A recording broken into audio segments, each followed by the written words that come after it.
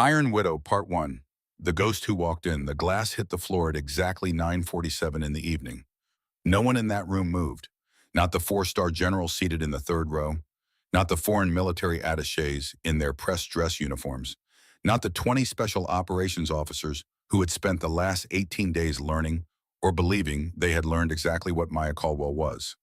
The glass shattered into three pieces on the polished hardwood floor of the Naval Special Warfare Command auditorium at Coronado, California. Salt water spread slowly across the wood in a shape that looked almost deliberate, like something being spelled out in a language no one present wanted to read. Admiral Garrett Voss stood at the podium with his hands still extended in the position of offering. His fingers had not closed. They were still curved around the absence of the ceremonial chalice that had been in them 4 seconds ago. His face had gone the color of old paper. The woman standing in front of him had not moved. She was 5 feet 4 inches tall. She weighed 119 pounds. Her dress uniform was impeccable. Her hands were at her sides. Her eyes were steady on a fixed point 3 inches above the Admiral's left shoulder, the way a person looks when they have decided to be very still, because stillness is the last form of mercy they are capable of offering. She had just said 2 words. The room had not recovered. Later, different people would remember different things about that moment. The general in the front row would remember the sound of the glass. One of the foreign attachés would remember the way the salt water moved across the floor. Commander Seth Brandt, standing to the left of the stage, would remember the expression on Bram Merritt's face. Not shock, but something slower and deeper than shock. Something that looked like a man finally understanding a question and he had been carrying for 7 years without knowing it was a question. But what Lieutenant Reston Hale would remember and would think about for the rest of his career was none of those things. He would remember that Maya Caldwell's hands did not shake. Not once. Not even slightly. Cut back 18 days. The morning of February 24, 2009. The Naval Special Warfare Center at Coronado does not look like the kind of place where America decides who its most dangerous people are. It looks like a very serious institution that got lost near the Pacific Ocean and never found its way back. Low buildings, immaculate training grounds, a particular quality of morning light that comes off the water and makes everything look clean and inevitable, the way things look in places where important decisions get made before the rest of the country wakes up. At 05:30 that morning, 20 operators stood in formation on the parade ground. They were not a random 20. Every person in that formation had already been through something most people could not finish. Years of selection, years of qualifying, years of being tested reduced to something essential and then rebuilt into something operational.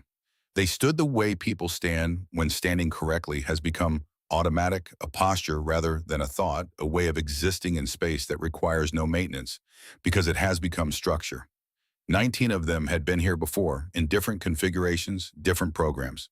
They knew the rhythms of this place. One of them was new to being visible inside it. Lieutenant Commander Maya Caldwell stood at the far left end of the second row. Her posture was precise. Her cover was aligned to within a tolerance that the regulations called acceptable and that her own internal standard called minimum. She was 26 years old. She had dark eyes that registered everything and returned nothing. On her left wrist, beneath the cuff of her uniform, a G-Shock watch pressed against her skin. The rubber strap was worn soft from years of contact. The crystal face carried 3 scratches, none of them recent. The watch had belonged to her father.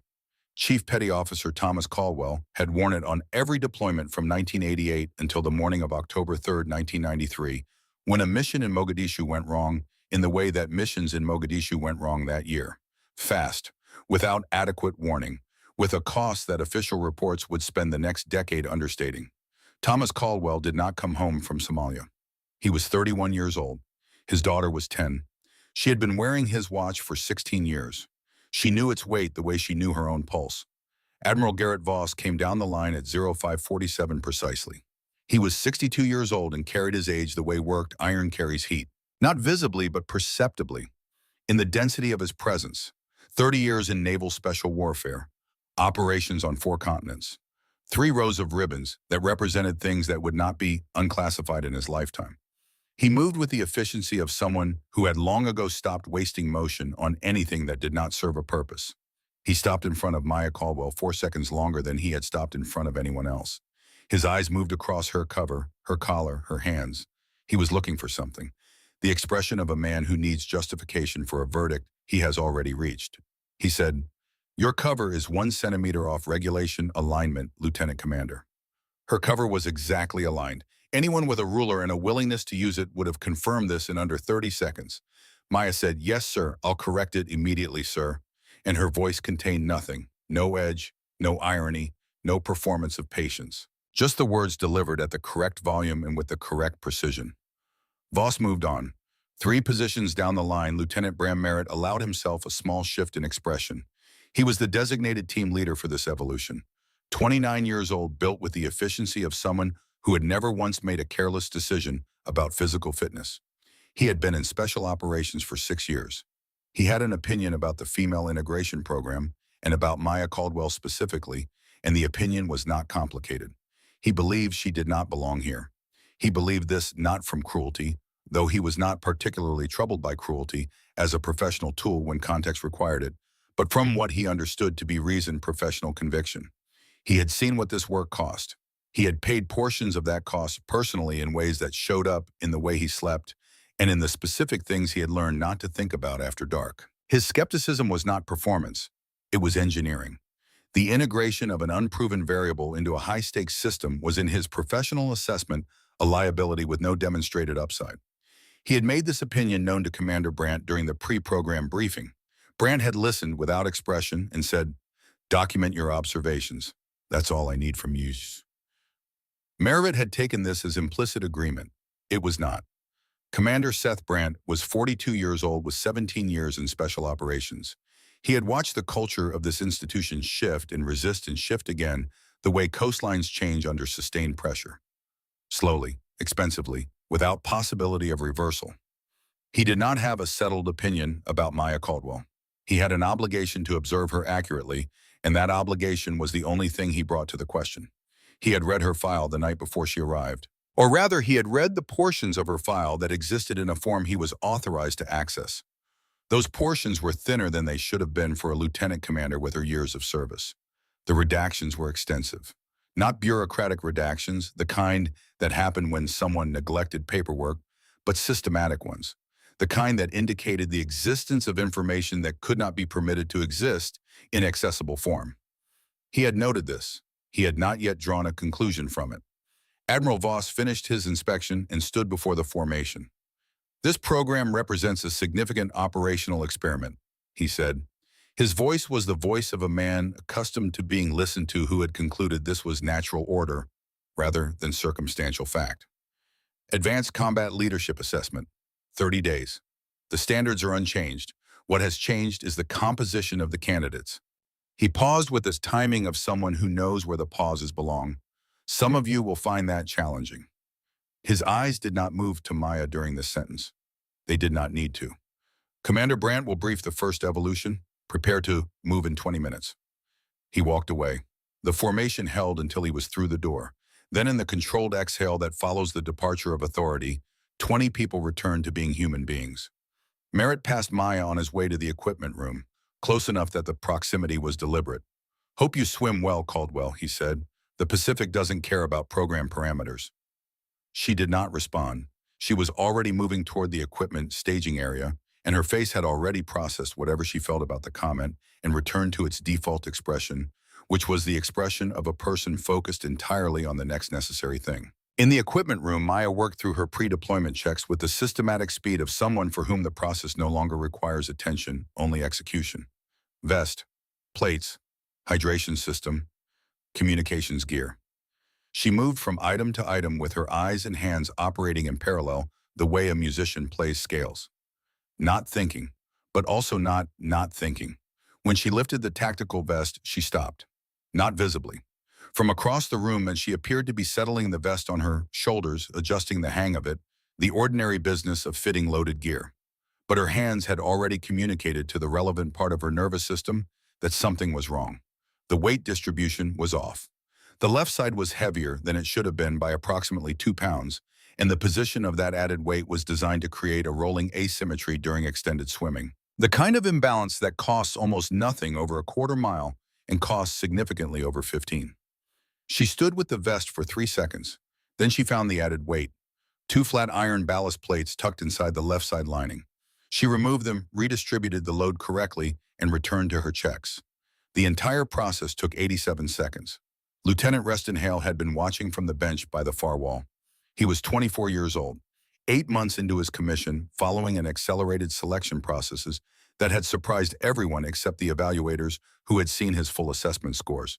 He was quiet in the way that some people are quiet because they lack confidence, and some people are quiet because they are processing more than they can reasonably output in real time. Hale was quiet for the second reason. He had been watching Maya Caldwell since she arrived the previous evening. Not with skepticism, he was too new to the culture of this place to have formed settled skepticism about anything, but with the focused attention of someone who suspects they are in the presence of something they do not yet have adequate category for. What he had just watched confirmed that suspicion. He had been through enough training to understand that the detection and silent correction of deliberately introduced gear asymmetry was not a skill that appeared in any standard operational training program. It was a skill that appeared in experience, specifically in the experience of having encountered deliberate sabotage in operational conditions and having survived it. Maya did not look at him when she finished. She simply continued her checks, moved to her communications gear, and began the testing sequence that would confirm everything was in order. Hale sat still on his bench and said nothing. He understood, without being able to fully articulate why, that acknowledging what he had seen would be wrong. The same way that naming something in public that was meant to be handled privately is always a different category of action than simply observing it. He would think about those 87 seconds for a long time. Commander Brandt's briefing for the first major evolution was precise and detailed and contained the operational specifics that communicate seriousness. Maritime extraction, 15 miles offshore from Naval Air Station North Island. 4-foot swells, overcast skies, water temperature, 51 degrees Fahrenheit. Target structure, a decommissioned oil platform 11 miles southwest of the training facility used for exercises requiring confined space infiltration in maritime conditions. Package retrieval, 5-hour window. Admiral Voss added the modification that changed the character of the exercise entirely. First team to secure the package and return receives priority selection for next month's classified deployment, he said. What had been designed as a collaborative assessment was now a competition, and in a room full of operators for whom competition was not an abstract concept, the word deployment landed with the weight of real consequence. Merritt looked at Maya once when Voss said this. The look was brief and professional and contained a complete sentence without containing any words. The helicopters lifted off at 13:15. In the aircraft, operators prepared in their individual ways. Equipment checks, mental rehearsal. The private rituals that serious people develop over years of serious work. Maya sat with her hands on her knees and her eyes at a middle distance that was not vacancy, but a specific kind of focused interior quiet. Brandt, seated across from her, noticed that she tracked the helicopter's flight path with a precision that went beyond passenger orientation. Her eyes registered wind direction from the movement of surface whitecaps below. She was calculating approach vectors. Not consciously the way you consciously calculate. Automatically the way you calculate when the calculation has been built into your nervous system through years of repetition in conditions that required it. He thought about the redacted file, the thin official record, the gaps between assignments that were explained with language that explained nothing. He noted this. He did not draw a conclusion. 15 miles offshore, the Pacific was doing what the Pacific does when it has not decided to be accommodating. 4-foot swells with a northwest chop. The helicopters hovered at 30 feet and the operators entered the water in sequence. Merritt's team went first. They moved with the confident precision of people trained for exactly this. Their underwater coordination was textbook. Their approach vectors correct. Their communication clean. 30 seconds later, Maya's team entered. She took point. This was technically an assumption of team leader function that had not been assigned to her. Brandt, watching from the command vessel, noted it. The operator designated as point, a lieutenant named Fowler, possessed enough professionalism to follow her lead without making it an issue when he saw how she moved. Underwater in the green dark water at 50 feet, the team followed her through a sequence of hand signals. Later, Reston Hale, rear position, watching everything, would spend 3 evenings searching every advanced tactical communications manual available at his clearance level, looking for those specific signal sequences. He would not find them anywhere. They were precise, economical, and completely outside the doctrinal lexicon of naval special warfare. They were also, he would come to understand, significantly more efficient than the standard signals. Less movement, less visibility, more information per gesture. He would never find where they had come from. Maya led the team along a subsurface approach vector that bore no relationship to the standard infiltration routes built into the exercise parameters. The route was longer by approximately a quarter mile. It was also invisible to every sensor array designed to cover the standard quarters because she was not using any of them. She knew where the arrays were. She should not have known this. Brand at the command vessel tactical display watched the tracking beacons. Caldwell's team is taking an extended route, one of the monitoring technicians said, possibly disoriented. Wait, Brandt said. He watched Merritt's team reach the platform's main access point at 1547. Clean, coordinated, technically perfect. At 1549, the display showed Maya's team appearing from the platform's north side. A structural approach that the exercise parameters had rated secondary and difficult. An approach that most operators would not attempt in current sea conditions. At 1553, the package indicator changed status. Secured. Merritt's team was still moving through the platform's interior when the exercise concluded. On the command vessel, Admiral Voss received this result with an expression that moved through several stages before settling on controlled displeasure. Time differential was minimal, he said, and the approach taken by Caldwell's team departed from established doctrine. Sir, Brandt said carefully, the mission parameter was package retrieval. Her team retrieved it first. Protocol exists for reasons beyond retrieval, Speed Commander. Yes, sir. But Brandt was looking at the tactical display, at the approach vector, at the geometry of how Maya had moved through water that other experienced operators had assessed as requiring the standard route. He had 17 years in special operations and had seen many approaches to many structures. He had never seen anyone use that vector, partly because it required knowledge of the platform's structural geometry that was not present in any document available to program participants. He opened his notebook and wrote 3 words. Then he closed it. The debrief was held on the command vessel at 1800. When Voss pressed Maya on the approach vector on how she knew to use it, where the knowledge of that specific structural access point had come from, she said, "Previous deployments provided relevant experience, sir." Voss's expression closed. "Previous deployments at your rank do not include familiarity with training facility infrastructure." "No, sir." The silence that followed contained several things that neither of them said. Merritt across the table watched Maya with the expression of a man revising a calculation. Not his fundamental conclusion. He was not ready for that yet, but some subsidiary assumption he had been carrying. He was a precise enough thinker to know when a data point did not fit his model and to note the discrepancy rather than simply discard the data. The north approach vector. He had assessed it during the exercise. Too difficult in current conditions. He had been correct by any standard evaluation. She had used it anyway. And it had worked. That evening, Maya's quarters were at the far end of the second floor of the residential facility. She had arranged her personal equipment with the precision she brought to everything operational. On the desk, her phone. Her mother's number, the last call in the log, made 4 days ago before the program began.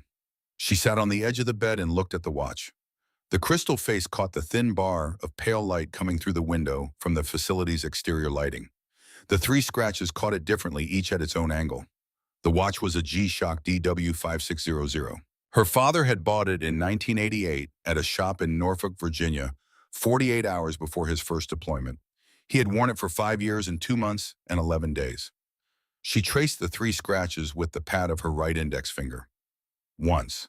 The way a person confirms a fact they already know but need to confirm anyway.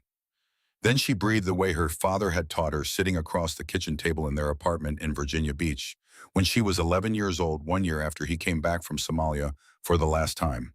The numbers were not the point he had told her. The point was the space between them, the held moment where the body's urgency could not reach. He had died 3 months after that kitchen table lesson during a mission whose official designation she had never been permitted to see. Outside the Pacific, moved against the California shore with its slow, persistent work. 17 days from now, a glass would shatter on the floor of a ceremonial hall. But that was 17 days away. Tonight, there was only the weight of the watch and the work that the morning would require. That was enough. Part 2. The weight of 7 years. The competition between teams was announced at 1700 on the 6th day, which meant it had been planned before the 6th day. Someone had decided that collaboration was not the true objective of this particular evolution. Commander Seth Brandt read the parameters with the professional neutrality of a man who has learned to separate his opinion of a decision from the execution of it. 2 teams. Full tactical autonomy. Night insertion into the Coronado Training Complex urban simulation facility, a reconfigured warehouse district, 2 miles from the main grounds used for close quarters assessment since 2003. The objective was a hardened communications node at the center of the complex. Standard safety protocols in effect. Everything else at team leader discretion. Maya received this information the way she received most information. She processed it once, then she was done processing it. Then she was preparing. Merritt received it with the quiet satisfaction of a man who has been waiting for the rules to be set aside. He found her afterward in the corridor outside the briefing room and did not lower his voice. "No restrictions tonight," he said. "Let's see what the program's actually been protecting." She looked at him with the steady patience that had by now become her characteristic response to him. Not tolerance and not submission, but the patience of a person who has assessed a situation and decided that reaction is not the most useful tool available. "I'll focus on the objective, Lieutenant. I'd recommend the same." He walked away. Reston Hale, passing in the opposite direction, caught the last 2 seconds of the exchange. He said nothing. He was developing the habit of saying nothing at moments when nothing was the correct contribution, and he was becoming reasonably accurate at identifying those moments. The insertion was via fast rope at 2,140. Moonless sky. Temperature 44 degrees. Wind from the northwest at 11 knots, enough to carry sound in specific directions and to require accounting for. Both teams hit the ground within 40 seconds of each other. Merritt's team moved with the aggressive confidence that comes from doing the correct thing correctly. They had studied the facility layout. They had planned 3 approach routes and selected the best combination of speed and concealment. Their movement through the outer perimeter was clean and professional, and technically very good. They were doing everything right. In the command center set up in a secondary building on the complex perimeter, Brandt watched the tracking displays. Merritt's team beacons moved in a pattern that was doctrinally close to ideal. He watched them progress and acknowledged the competence of what he was seeing. Then he looked at Maya's team. Their beacons had not moved. "Caldwell's team is stationary," a technician reported. "Possible equipment issue." "No," Brandt said. He watched the stationary beacons for 4 minutes without speaking. At the 11-minute mark, the simulation facility's internal sensor network registered an anomaly. Not a contact, an absence. 3 sensor nodes in the facility's northeast quadrant had stopped reporting. Not failed, stopped, as though something had passed through the coverage area in a way the sensors were not designed to detect. At the 13-minute mark, a 4th node went silent. At 16 minutes, the communications node at the center of the facility registered a contact. Maya's team was already inside. Brandt looked at the display. Merritt's team was still moving through the outer corridor approach, 4 minutes from the objective, by the fastest route available to them. Maya's team had reached it from a direction that, when Brandt traced it back through the sensor drop sequence, corresponded to an approach through a structural gap in the facility's east wall. A gap that appeared in no assessment document, no facility diagram, no training file associated with this complex. "How did they get in there?" the technician asked. Brandt did not answer because he did not have an answer, and he was disciplined enough not to manufacture one. He opened his notebook and added 2 lines below the 3 words he had written 4 days ago. Then he closed it and waited for the debrief.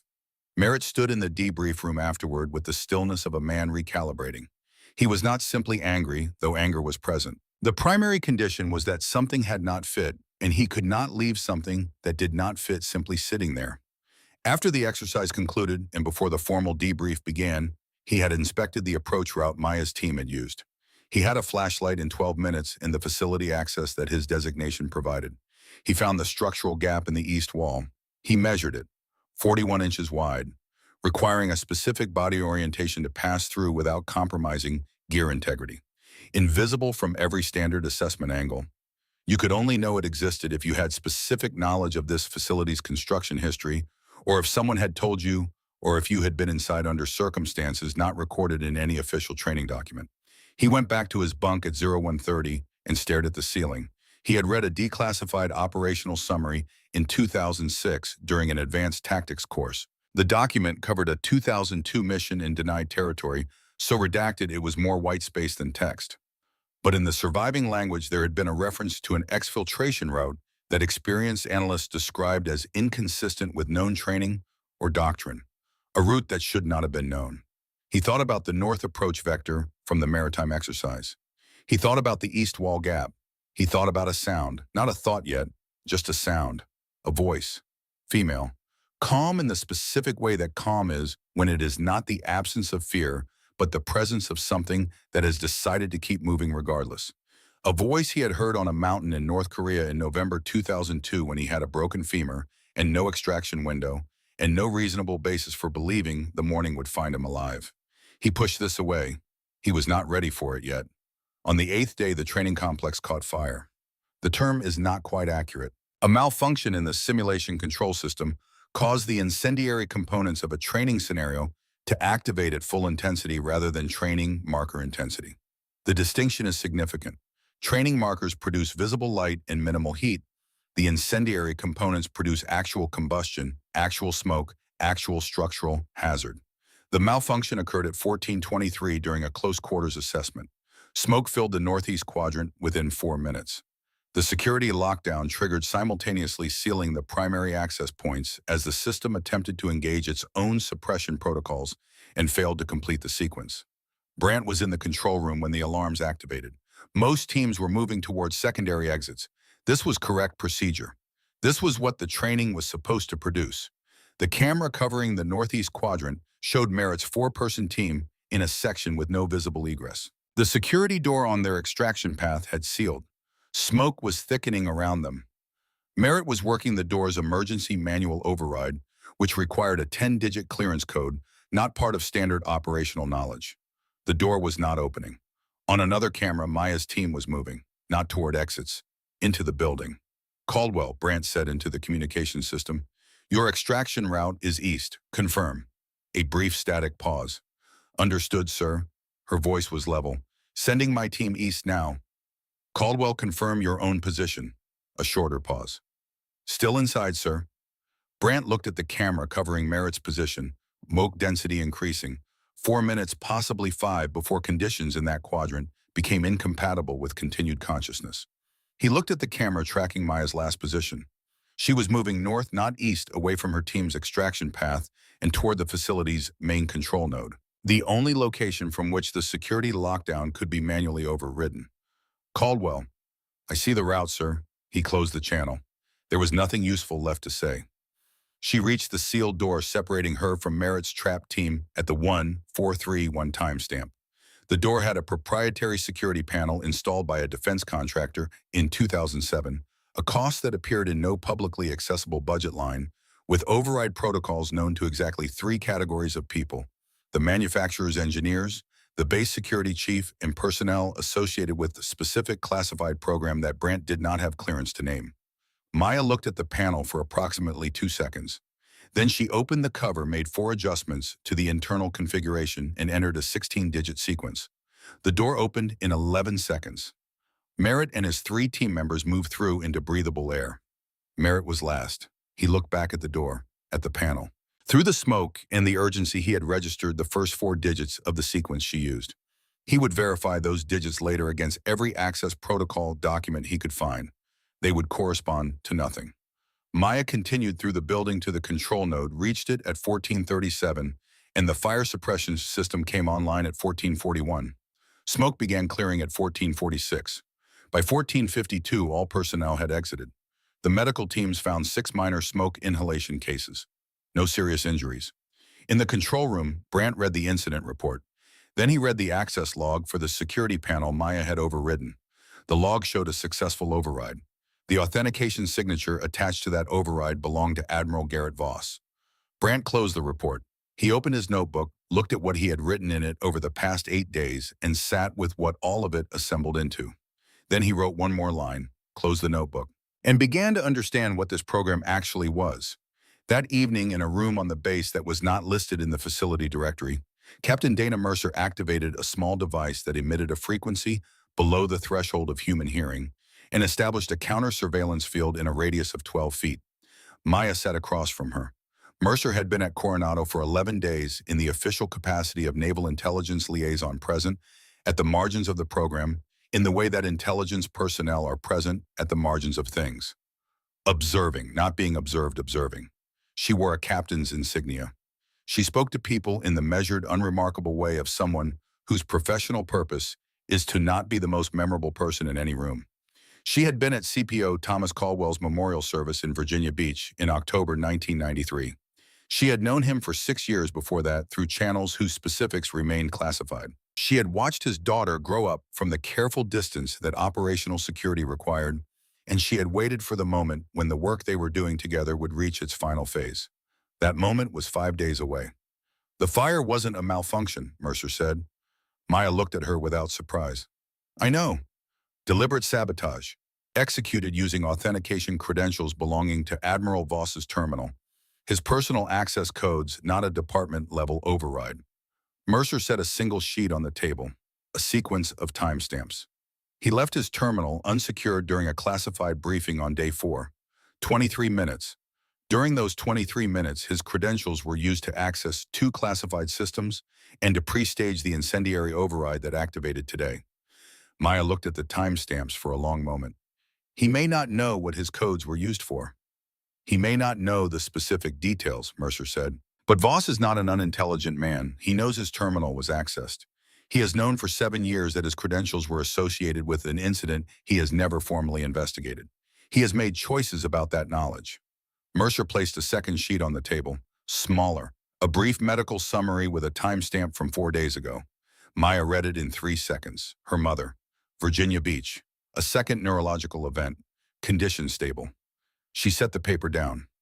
Mercer did not comment. She understood that Maya had seen it, that Maya had made her decision, and that the decision did not require comment. After a moment of quiet, Mercer said, "The ceremony is in 5 days. If you surface this, it will happen in front of approximately 90 people. Foreign military personnel, members of the Joint Chiefs. There is no version of that moment that stays quiet. The people in that room will know who you are." Maya said nothing. "Your mother believes you are completing a standard certification course," Mercer continued. "She has told her physical therapist she is proud of you." "I know what my mother believes." "I know you do." Mercer looked at her directly. "I am asking you to consider what she will believe after the ceremony, about the promise you made her." 2 years earlier, 6 months after her mother's first stroke had left her right side with a tremor that medication could manage but not eliminate, Maya had sat in a hospital room in Virginia Beach and held her mother's left hand, the steady one, and said 2 things that her mother received as promises: that she would come home, and that the dangerous part was finished, that the years of operational work in places whose names she could not speak had concluded, that what came next would be quieter. She had believed this when she said it, or she had believed she believed it, which is a different thing. How many future operations will be compromised if the source of the Blackledge breach isn't identified and exposed? Maya asked. Mercer was quiet for 6 seconds. Given the access level and the pattern of compartmentalization failures we have traced to this source over 7 years, the number is not theoretical. It is actual operations with actual personnel. Maya looked at the wall beyond Mercer's shoulder. She breathed the way her father had taught her, the held space between counts where the body's urgency could not reach. Then she said, "The ceremony stays on schedule." Mercer studied her face for a moment. She had known Maya Caldwell for 16 years and understood that this decision had been made before the conversation began. What the conversation had been was not a consultation. It had been a witness. "All right," Mercer said and deactivated the device. Admiral Garrett Voss's office, in the Naval Special Warfare Administrative Wing, had the austere organization of a man who believes that the arrangement of physical space reflects the character of the person inhabiting it. Everything in its assigned location. Nothing present that was not functional. On the wall behind the desk, a photograph of his first SEAL platoon from 1975. On the credenza beside the window, the 3 commendations he was authorized to display publicly out of a larger number he was authorized to receive but not show. He sat behind the desk at 2215 long after the building had emptied, with a file open in front of him. The file had been in his possession for 7 years. It was not in any official system.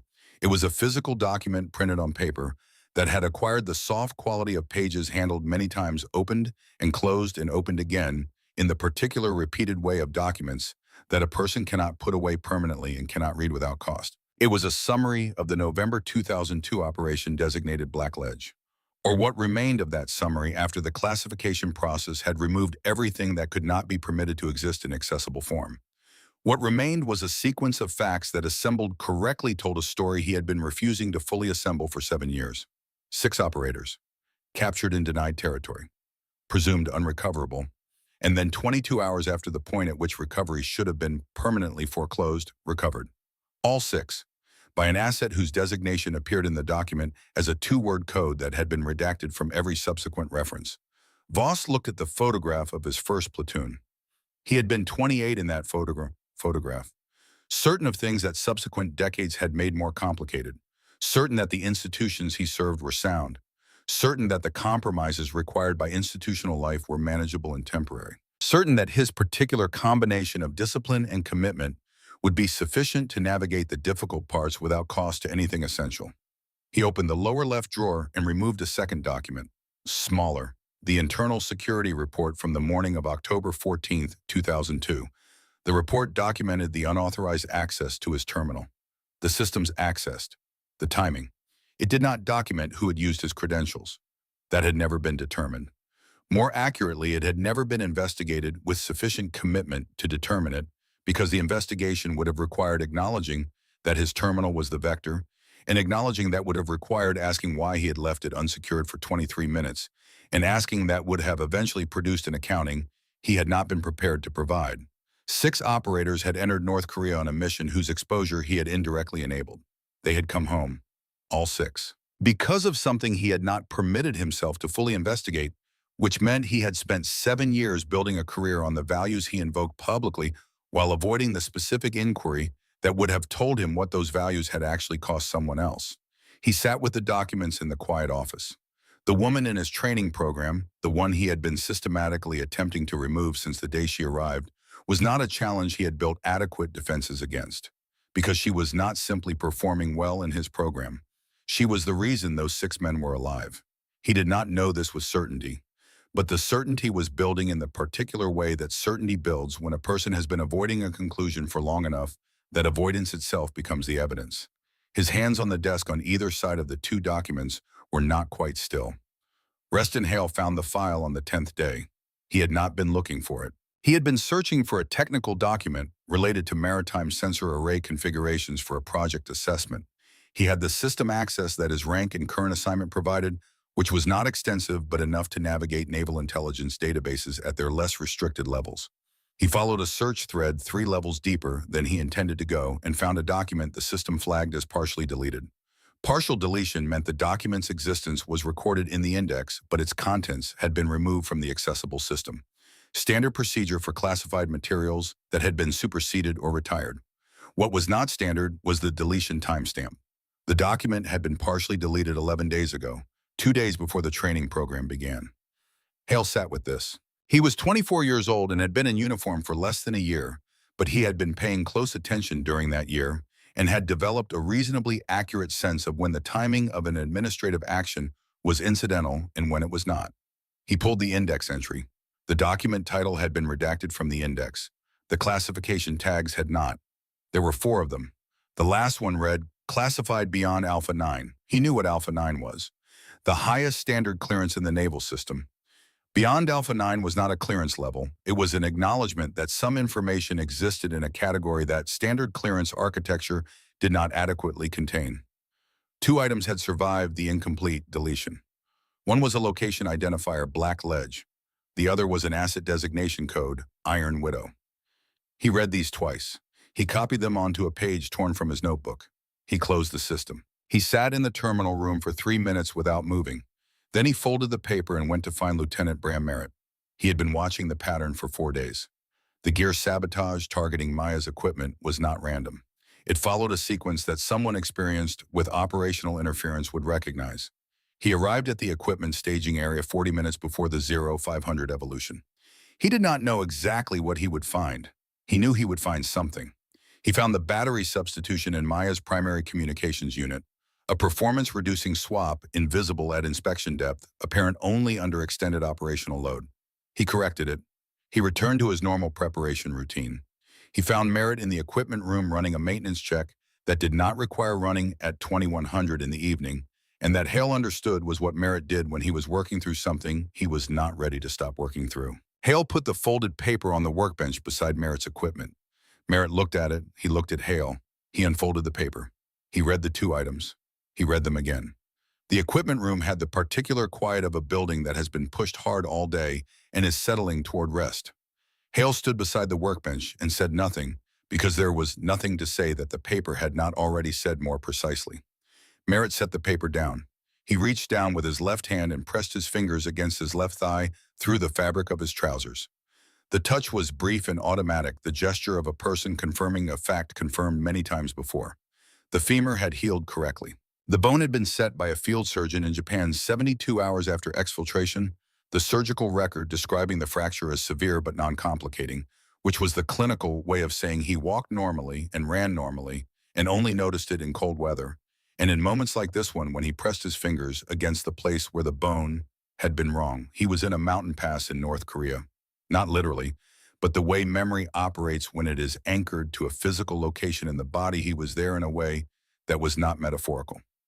November cold, smoke from something burning in the valley below, his own breathing wrong, the sound of breathing when a person is managing pain that exceeds their management capacity.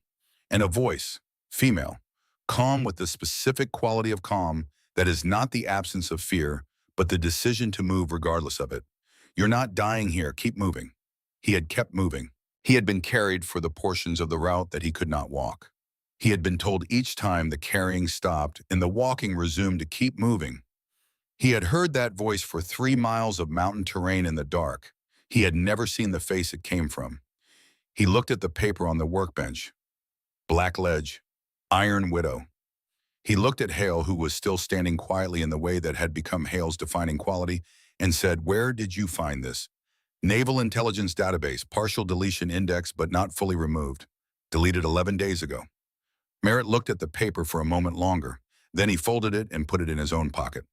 "Go to sleep, Lieutenant," he said. "The 0500 evolution runs regardless." Hale nodded once and left. Merritt stood in the quiet equipment room for a long time after the door closed.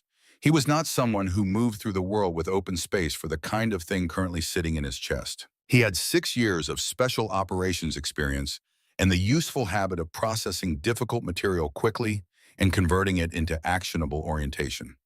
This material was not converting. He thought about the north approach vector on the maritime exercise. He thought about the east wall gap. He thought about 11 seconds and a security panel override that should not have been possible. He thought about a voice in the dark on a mountain telling him he was not going to die there. He stood in the equipment room until he had processed enough to function. Then he went to prepare for the morning and found the battery substitution in Maya's communications unit and corrected it without saying a word to anyone and went to sleep. Maya was sitting in the secondary common room at 1847 on the 11th day when her mother's call came in. Her mother's voice had the quality it had acquired since the first stroke, slightly slower than it had been. The words arriving with care, as though language now required deliberateness that had not been there before. She asked about the California weather. She made a small observation about a television program she had been watching, and the observation was accurate and funny in the precise way her mother's observations had always been the humor of someone who had been paying close attention to the world for a washing time and was not inclined to waste what they noticed. Near the end of the call, her mother said, "Your father would be very proud of you." Maya said, "I know."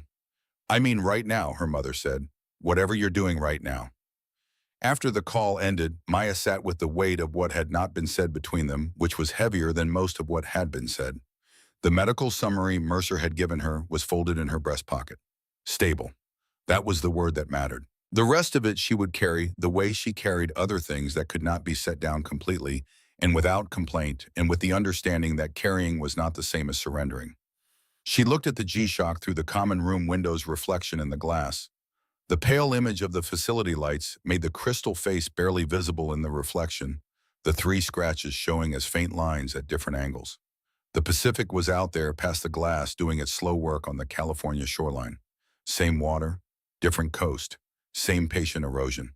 She was looking forward to calling her mother when this was done, to telling her about the training, about Coronado, about standing in a formation of 20 operators and doing the work until the work was complete. Her mother would listen with the careful attention she brought to everything now, and she would say something accurate and small, and it would contain more than it appeared to. Maya stood, returned the chair to its correct position, and went to prepare for the morning evolution. 5 days remaining. Part 3. Iron Widow stands. The auditorium had been arranged with the care that institutions apply to moments they have decided are important. The Naval Special Warfare Command Ceremonial Hall at Coronado seated 140 people in its full configuration. On the evening of March 14, 2009, it held 93. American flags flanked a stage whose centerpiece was the seal trident rendered in brass mounted on mahogany, positioned to catch the directed lighting in a way that communicated permanence and weight. The front three rows held the graduating operators in dress uniform. Behind them, the visiting personnel.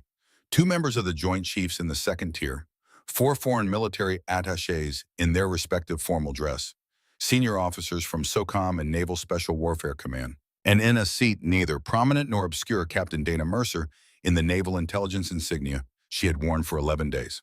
Commander Seth Brandt stood to the left of the stage in the position his role required. He had his notebook in his left breast pocket and his hands at his sides, and his face in the expression of professional attention he brought to everything. He had attended many ceremonies in this building over 17 years. He had never attended one whose outcome he could not at its beginning reasonably anticipate. Admiral Garrett Voss approached the podium at 2100 precisely. He looked in the directed stage lighting, exactly like what 30 years had built him into. The rows of decorations, the set of his shoulders, the face of a man whose authority has been confirmed by enough circumstances that it has become to him less a quality than a fact. He delivered the opening address with the delivery of someone who has given this speech many times, adjusted this version for this occasion, and knows where each sentence is designed to land. He spoke about the history of naval special warfare, about standards, about the meaning of the trident, and what it costs to earn the right to wear it. When he said the word earn, he did not look at Maya Caldwell. He did not need to. The ceremony proceeded in the sequence that Voss had arranged, which corresponded by no accident to his own internal ordering, rather than any established protocol, a sequence that placed Caldwell last. Every person in the room with sufficient experience understood that seniority of rank should have placed her among the first three called. No one said this aloud. The arrangement was like several things that evening, a decision that communicated considerably more than its stated rationale. One by one, operators were called to the stage to receive the ceremonial chalice and their designated call signs. The chalice contains salt water because SEALs are born as operators in salt water, and the tradition of drinking from it at the moment of recognition is one of the oldest in the community. Voss announced each call sign with a sentence of context, the quality or moment it commemorated. The thing about the operator, it was meant to fix in permanent record. The sentences were precise and genuine. Whatever else Garrett Voss was, he was not careless about this particular tradition. Lieutenant Bram Merritt was called forth from last. Lieutenant Merritt, Voss said, your instructors and peers recognize your performance during the night infiltration evolution on day 6, where your team's execution under compromised conditions maintained operational integrity beyond design parameters. You will be known as Ridgeline. Merritt accepted the chalice and drank the salt water and returned the Admiral's salute with exact precision. As he walked back to his seat, he did not look at Maya. He looked at his hands. Then the row of seats had reached its last occupant, and Maya Caldwell stood and walked to the stage. And the quality of attention in the room changed in the way that attention changes when 93 people are focused on a single point, and all of them understand that something is about to occur, and none of them know precisely what. Voss held the chalice. He let the silence sit for 2 full seconds before speaking. Lieutenant Commander Caldwell, he said. His voice had acquired a specific register, the voice of a man who is both performing and meaning what he performs, which is the most dangerous combination. You have completed the Advanced Combat Leadership Program.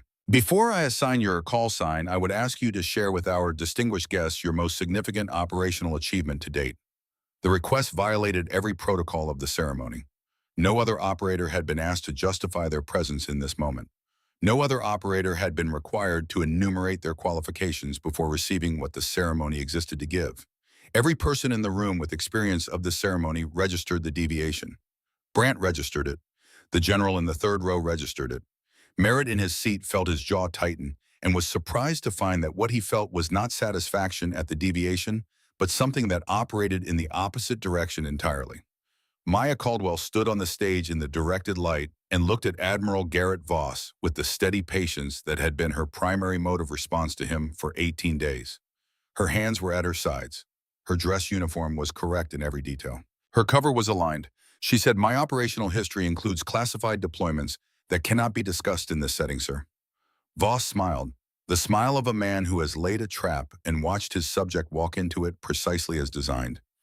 He turned slightly toward the audience in the way of a man who is including others in a conclusion he has already reached. Of course, he said. Most convenient.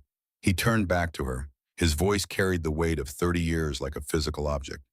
Call signs reflect achievement, Lieutenant Commander. Proven ability, earned competence. He extended the chalice. What call sign have your instructors and peers assigned to you? The room held its breath with a precision that the best rehearsed silence could not have replicated. Maya accepted the chalice with both hands. Steady. Her eyes moved from the chalice to the Admiral's face and settled there above his left eye the way a person looks when they have decided on honesty and are giving themselves the 2 seconds required to commit to it fully. She said, Iron Widow, sir. 2 words. The chalice left Voss's hands without ceremony. He did not throw it. He did not drop it in the conventional sense. It simply ceased to be held the way objects cease to be held when the neuromuscular system receives information that interrupts its basic coordination. It struck the stage floor and broke into 3 pieces. Salt water spread across the polished hardwood in the directed light. Garrett Voss's face moved through 5 distinct expressions in 4 seconds.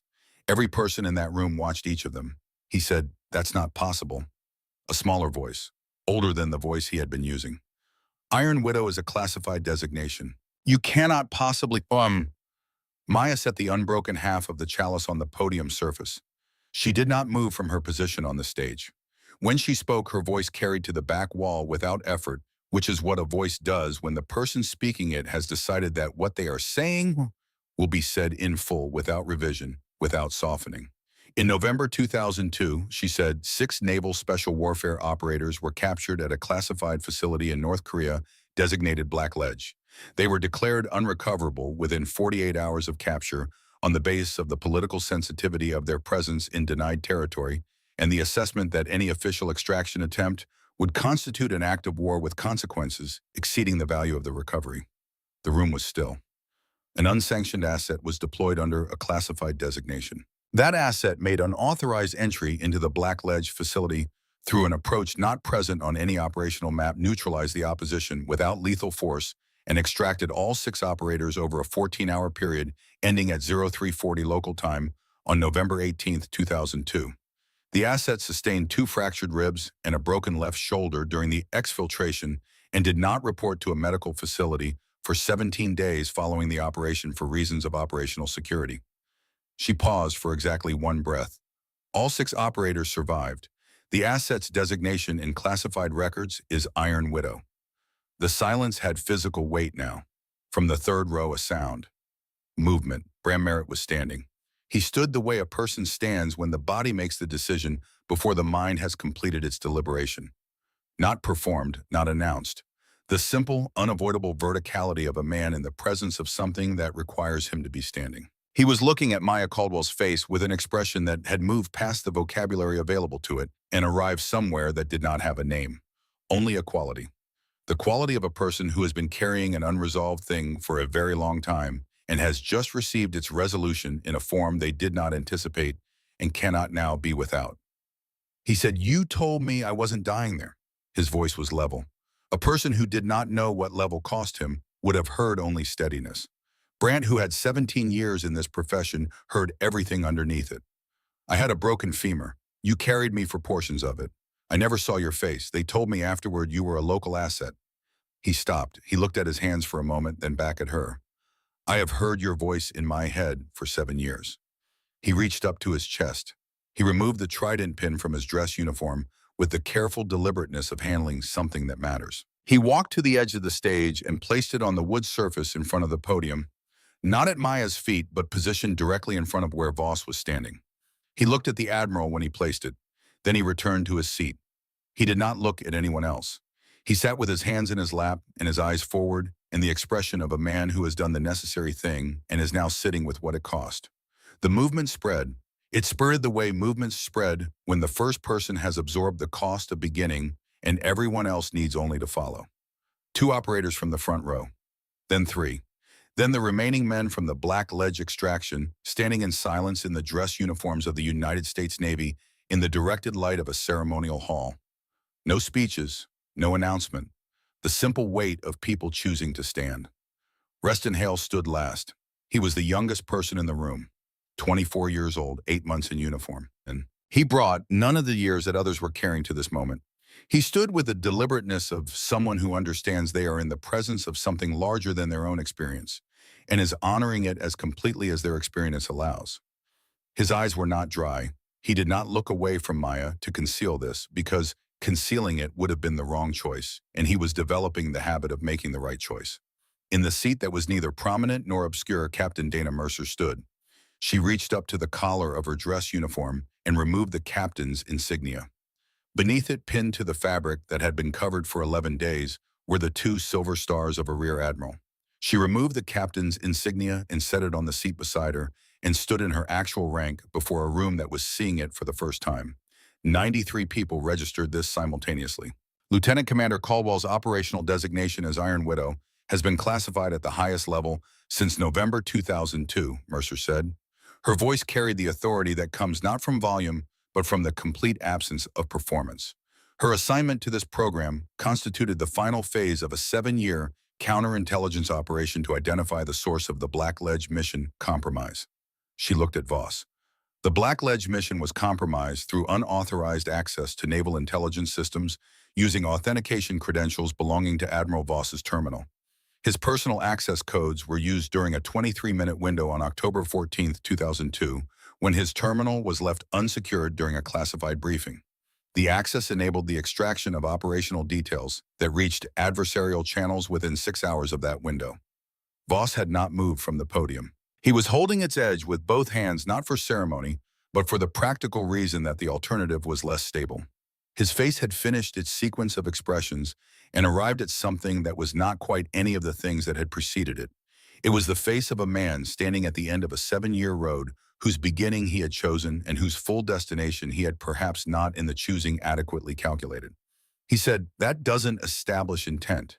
It was negligence. I was negligent." His voice had no performance left in it. Mercer said, "It establishes that 6 operators entered denied territory on a mission whose security had been compromised through your terminal. It establishes that you were aware of the unauthorized access afterward and made choices about that knowledge across 7 years." The general in the third row was watching Voss with the precise attention of a man whose institutional responsibilities include witnessing certain kinds of events. Voss looked at the trident pin on the stage in front of the podium. Then he looked at the 6 operators in the front rows. He looked at them one at a time, slowly, in the deliberate way of a man making himself do something rather than choosing to do it. The men he had signed off as presumed dead. The men who had come home because of something he had chosen not to investigate. He said, "I left my terminal unsecured for 23 minutes. I thought I would be gone for 20. I did not know what I had done until the team did not come home." He paused. "And then I spent 7 years ensuring that no one looked closely enough at that day to find the thread that led back to my terminal." He was not speaking to Mercer. He was speaking to the 6 men. "I told myself it was to protect the institution, to protect the program, to protect the things that would be damaged if the inquiry went where it would have gone." Another pause. "I think it is more accurate to say I was protecting something considerably smaller than any of those things." The silence that followed this was different from the silences that had preceded it. It had the quality of something being set down after a very long carry.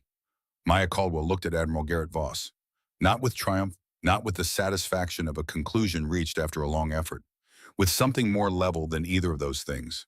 The look of a person who has been moving toward a fixed point for 7 years and has arrived at it and is now taking the full measure of what arrival actually contains. She said, 6 men almost died because of your negligence. And when they came home, you spent 7 years building a career on the values you tell yourself you embody. Discipline, standards, earned competence.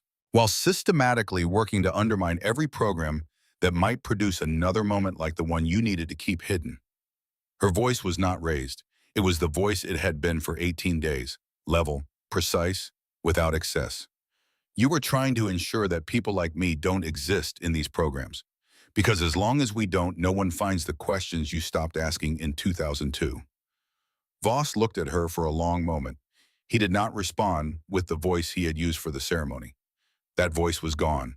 What he said quietly, and it contained everything that the 7 years had cost him to not say. I know. 2 words. Small. Heavier than anything else spoken in that room that evening.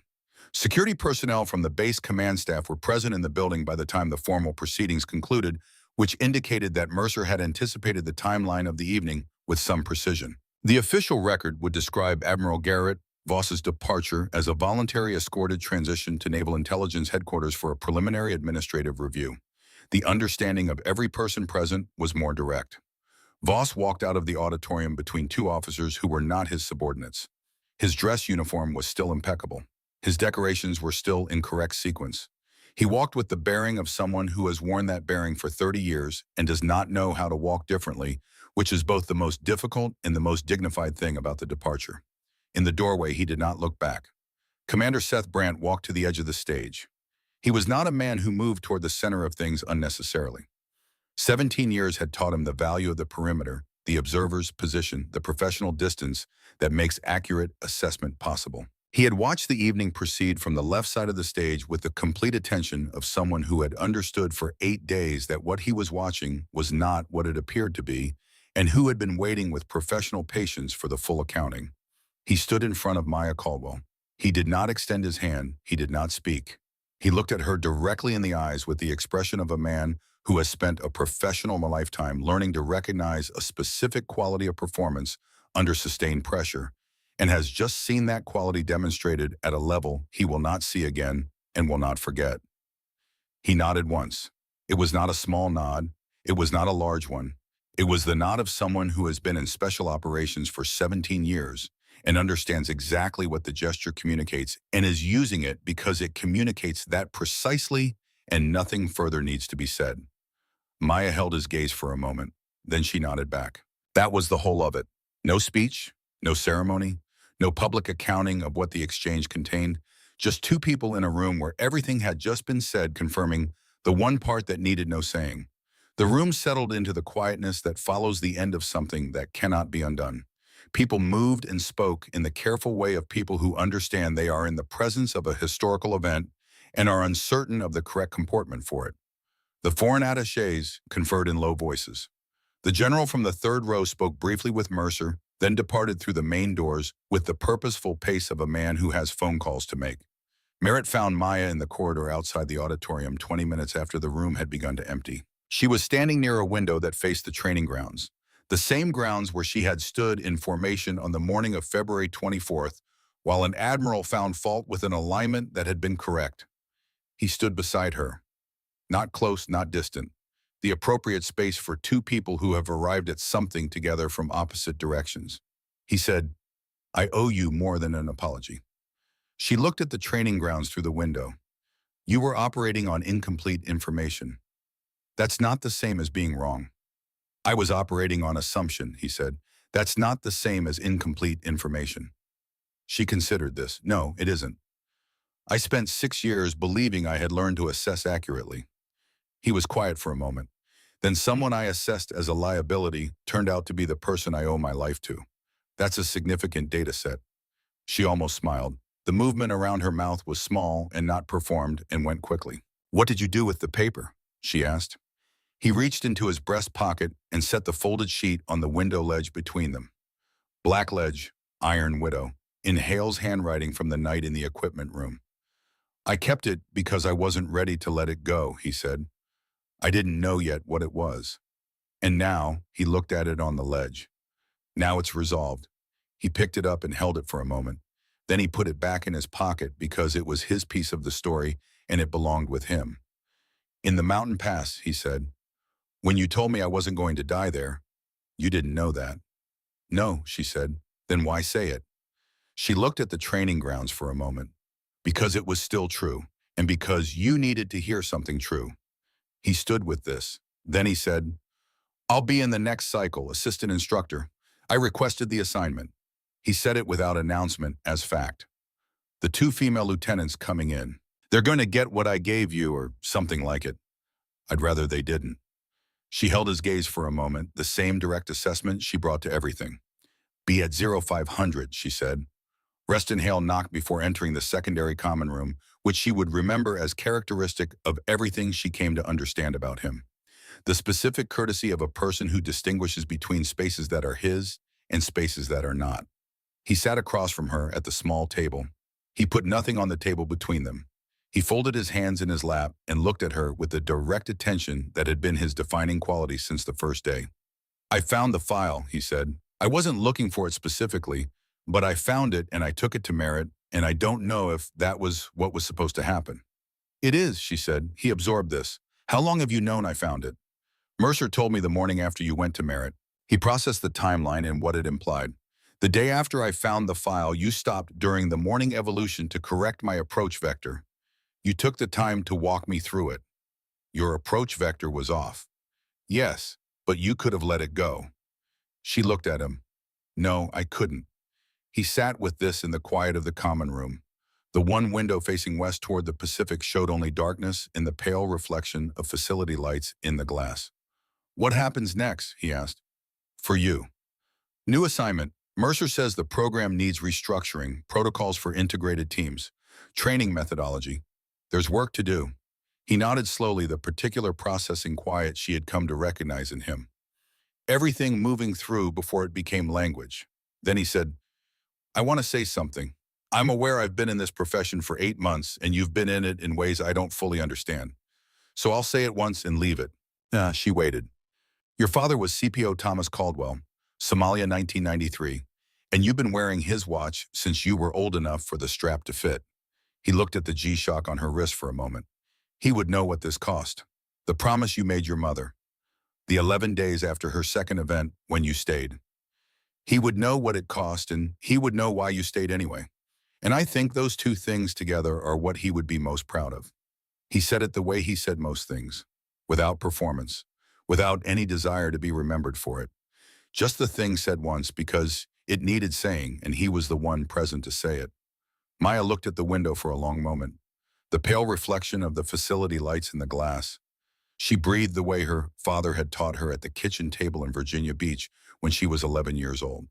The held space between counts where urgency could not reach. "Oh, 500, she said. He stood, nodded once with the acknowledgement that was complete in itself and left.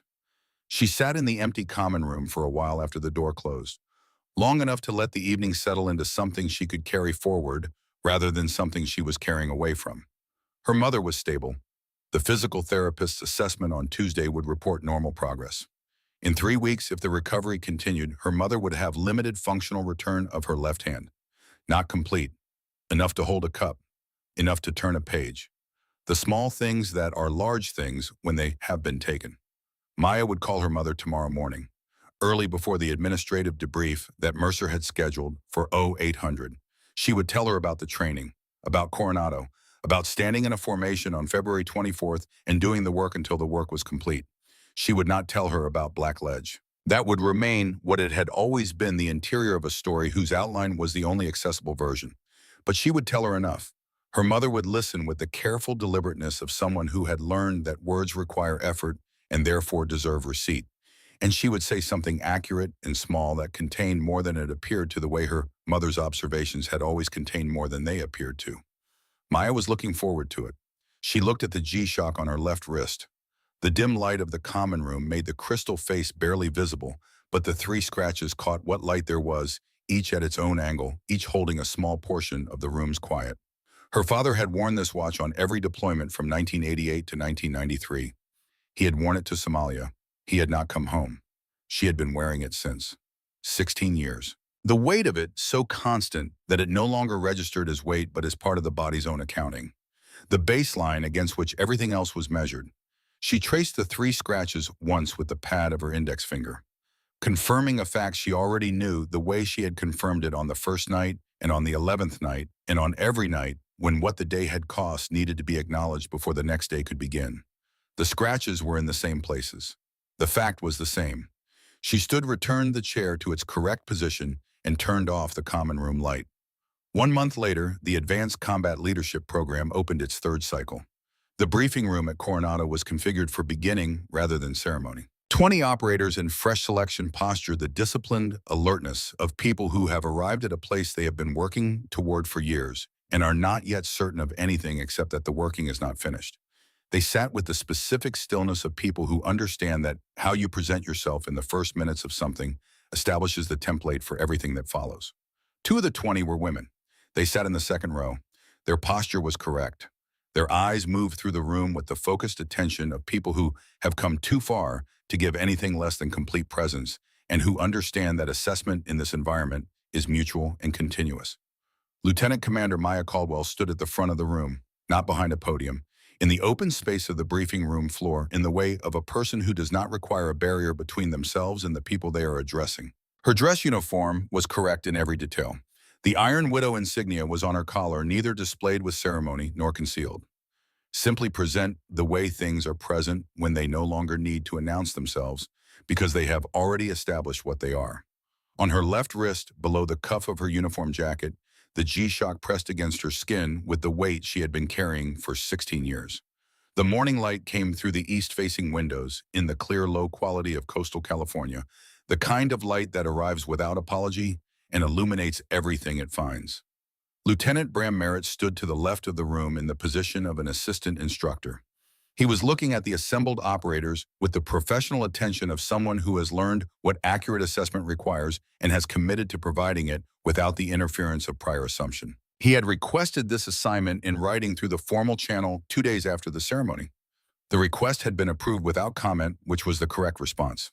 Lieutenant Reston Hale sat in the third row of the new cohort present for a second cycle at Maya and Mercer's request for reasons documented in the program records as professional development and understood by the people who mattered to mean something more specific.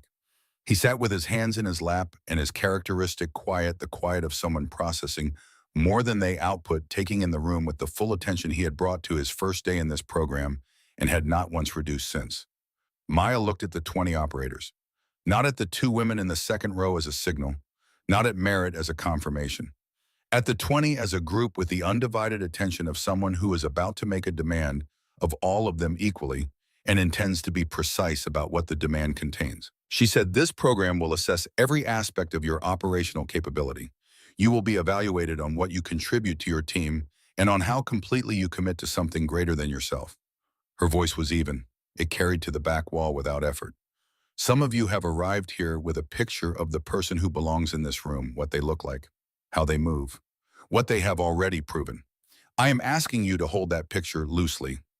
Not because it is wrong, but because the mission will show you a version of it you did not anticipate. And when it does, your ability to update your understanding will determine more about your long-term effectiveness than anything you currently know." She paused. The room was completely still. The standards in this program have not been altered. What has changed is our recognition that excellence presents itself in forms that resist easy categorization. The failure to recognize excellence, when it presents itself that way, has a cost. We have paid that cost. In this program, that debt does not carry forward. She let the words settle into the silence. Your father's name means nothing here. Your previous record means nothing here. What you do when no one appears to be watching is the only metric that will define you before this program concludes. Everything else is biography. The mission only cares about what you do next. A final pause. Prepare to move in 20 minutes. The room shifted into the controlled motion of 20 people who have received a clear instruction and have the training and the will to execute it. The sound of the room becoming operational, the specific efficiency of serious people beginning serious work. Maya watched them for a moment. Then she turned toward the east windows, toward the morning light coming in off the Pacific, toward the day's work, and everything it would require, and everything that would be asked of the people in the room behind her. Her left wrist was at her side. The G-Shock pressed against her skin with the weight she had known since she was 10 years old, and her mother had fastened the strap for the first time because Maya's wrist had finally grown large enough to wear it without it sliding. The weight of something carried long enough that it no longer registers as a separate thing, but simply as part of the body's own steady accounting.